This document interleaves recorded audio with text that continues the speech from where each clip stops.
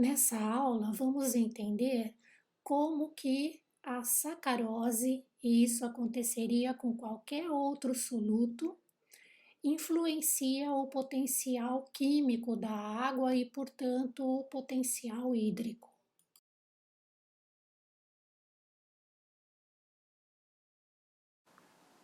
Bem, vamos lembrar então que a água é uma molécula polar e apresenta os polos positivos, representados pelo hidrogênio, e o polo negativo, representado pelo oxigênio. Vamos lembrar também que a ligação entre as moléculas de água se dá pelas pontes de hidrogênio ou ligações de hidrogênio.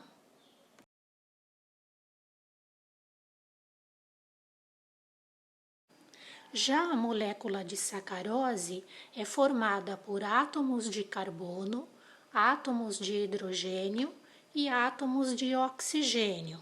Ela possui 12 carbonos, 22 hidrogênios e 11 oxigênios. Portanto, a sua fórmula é C12H22O11. Os átomos de carbono, hidrogênio e oxigênio da sacarose estão ligados entre si também através de ligações químicas que geram as forças intramoleculares. As forças intramoleculares mantêm todos os átomos da molécula de sacarose unidos entre si.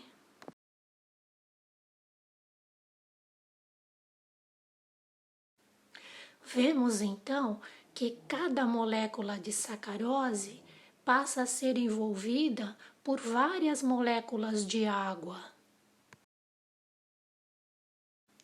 Esse processo é denominado de solvatação ou hidratação. Então, a molécula de sacarose está sendo hidratada e perdendo os pontos de ligação com as outras moléculas de sacarose que formavam o cristal de sacarose.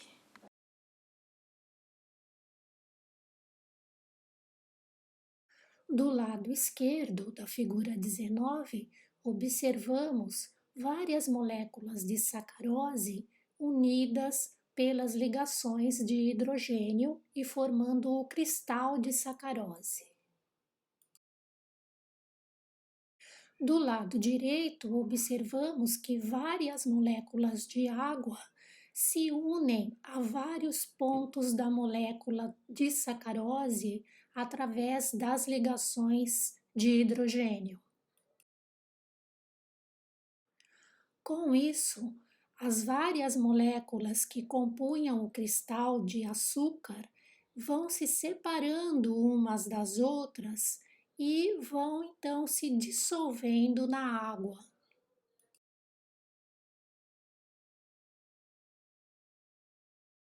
Aqui nós temos então uma descrição do que acontece na figura acima.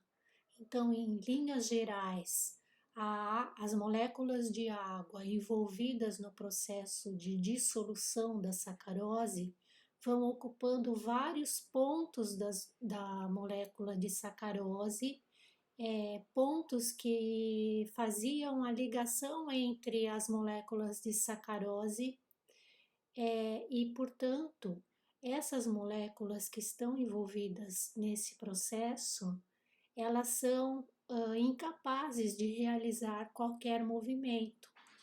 Então, é por isso que a dissolução de solutos em água diminui o potencial químico, ou seja, a energia livre das moléculas de água, por causa dessa interação que vai ocorrer entre água e solutos.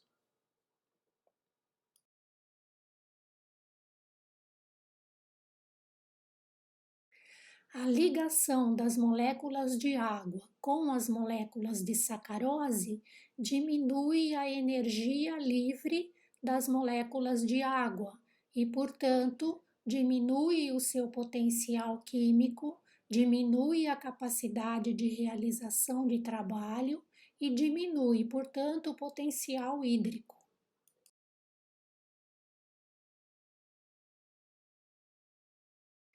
Na primeira situação, no início do experimento, temos 500 moléculas do soluto 1 em 1 litro de água no lado A e temos 500 moléculas do soluto 2 em 1 litro de água do lado B. Partindo do princípio de que o soluto 1 e o soluto 2 apresentam a mesma solubilidade em água, então devemos concluir que o mesmo número de moléculas de água que estão ligadas ao soluto 1 e impedidas de realizar movimento é igual ao número de moléculas de água que estão ligadas ao soluto 2. Portanto, a energia livre da água em A e B, ela vai ser reduzida na mesma proporção. E isso vai fazer, então, com que o potencial químico da água, ou seja, o seu potencial hídrico no recipiente A, seja igual ao potencial químico e, por conseguinte, ao potencial hídrico no recipiente B. Na situação de equilíbrio, o potencial hídrico de A é igual ao potencial hídrico de B. Por quê? Porque temos as mesmas quantidades de moléculas de solutos dissolvidas em A e B e, portanto, vai haver a mesma redução da energia livre das moléculas de água com as quais esses solutos estão interagindo. Em outras palavras, o número de moléculas de água livres para realizarem movimento nos sistemas A e B é igual. Nesse exemplo, então, apenas os solutos 1 e 2 se movimentam em massa de um lado para o outro até atingir o ponto de equilíbrio, pois apresentam potenciais químicos diferentes entre os pontos A e B.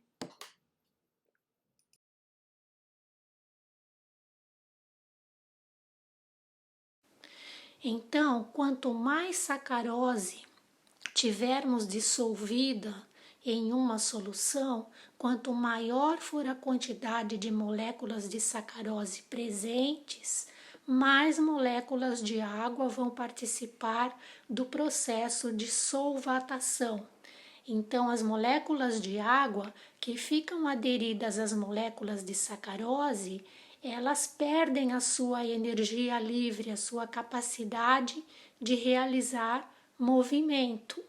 Com isso, então, o número total de moléculas de uma solução capazes de realizar movimento, que ficam livres na solução, que não se aderem à sacarose, vai diminuindo na medida em que aumentamos a concentração de solutos nessa solução.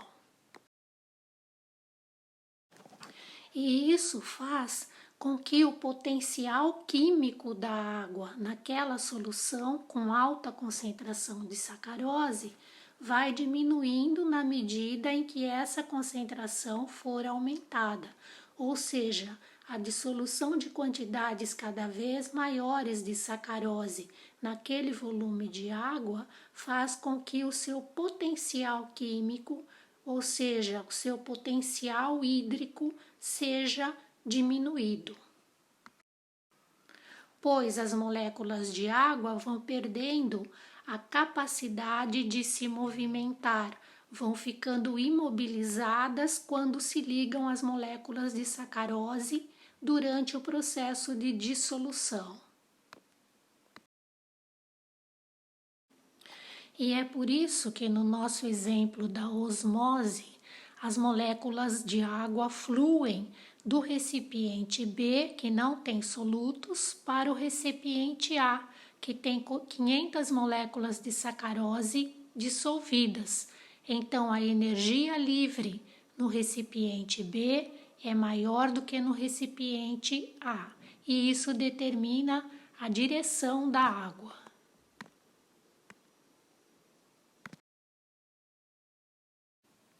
Se a membrana fosse permeável à água e ao soluto, o que teríamos seria a difusão da água do recipiente B para o recipiente A, por ter um maior potencial químico no recipiente B, e a difusão do soluto do recipiente A para o recipiente B, porque o potencial químico do soluto no recipiente A seria maior do que em B.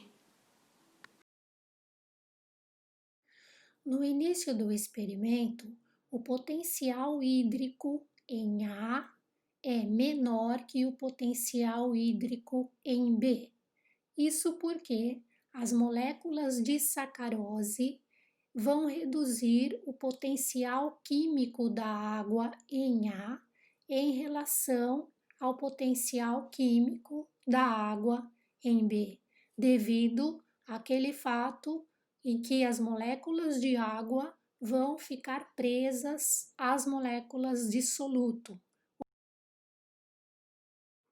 E isso pode acontecer com qualquer soluto dissolvido na água. Por exemplo, sais dissolvidos na água vão causar o mesmo efeito sobre o potencial hídrico.